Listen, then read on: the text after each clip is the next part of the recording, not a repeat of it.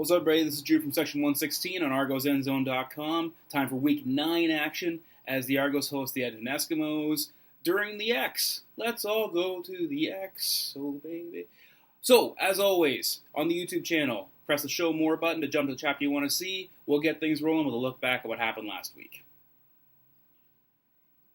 The Argos hosted the Bombers last week at BMO Field, and the Wheat Kings from at the 100th Meridian came into town, and, well, they blew out our hometown Argos.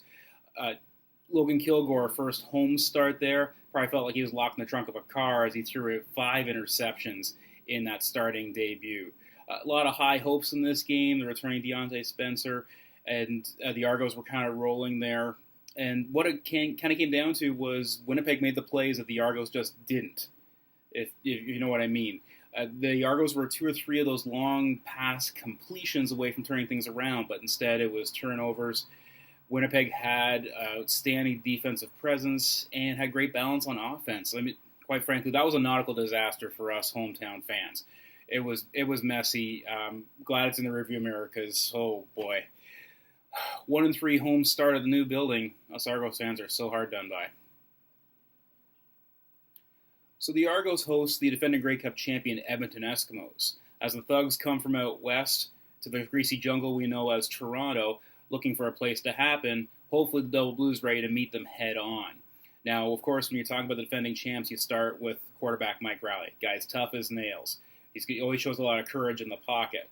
But he's going to have a fight on his hands because you know that Ricky Foley and the defensive line is going to be coming out and making a lot of noise. They're going to be lionized for this game. There's not a doubt in my mind they're looking to bounce back on this one. Of course, you also got to make sure you contain a Darius Bowman on the outside. That passing attack is dangerous. So you've got to make sure you contain that there. But they've got balance on the running side, too. Again, it's a similar challenge as they felt against Winnipeg. So the Argos, the best way to do it is make sure the Argos can maintain the ball in time of possession. The Edmonton offense can't hurt you if they don't have the ball. So what they've got to do is make sure those drives stretch right out. Show a little grace, too. Just control the clock, control the play. Dictate to Edmonton, not the other way around. Of course, special teams can be big time as well. Liam Haralalu has been fantastic as Argos place kicker, making sure they get points on every single opportunity. And that does trickle down to what you're seeing from the rest of the team. So this has got the potential to be a great game. And hey, I mean, the X is on, right? Remember the dance from the beginning? Yeah, so hopefully we'll get a good crowd, too. Who should be watching this week? When the Argos have got the ball, I'm looking at number 3, Brandon Whitaker. That daredevil has been a heck of a spark plug for this team. When he gets a chance to run and catch the ball from the backfield, you see him contribute in a big way.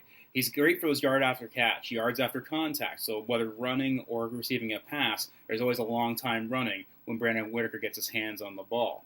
On defense, I'm looking for number 95, Ricky Foley, to make an impact here. When I say impact, I'm talking about when the weight comes down, he's going to be in there crushing and making life miserable for Mike Riley. Quite frankly, I'm expecting him to go just crashing down on top of Mike Riley, coming up, spitting out those little bones, and just proclaiming, I'm a werewolf, baby.